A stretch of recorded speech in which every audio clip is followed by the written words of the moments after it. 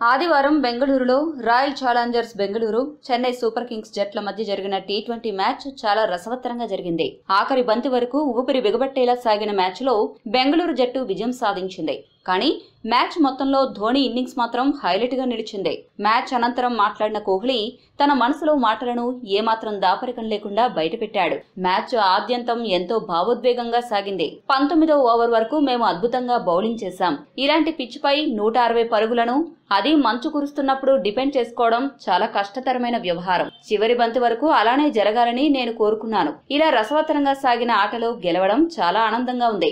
ఈ రోజు ధోని అత్యుత్తమంగా ఆడాడు. మమ్మల్ని చాలా భయపెట్టాడు. దాదాపు గెలుపుని లాగేసుకున్నంత పని చేశాడు. చెన్నై బౌలర్లు మమ్మల్ని భారీ షాట్లు ఆడనివ్వకుండా కట్టడి చేశారు.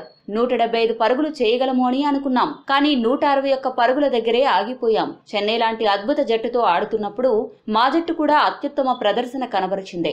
నవదీప్ సైని మొదటి ఐపీఎల్ ఆడుతున్నప్పటికీ అద్భుతంగా బౌలింగ్ చేశాడు. టీ20 మ్యాచ్ లో ఎప్పుడైనా ఏదైనా జరగొచ్చు.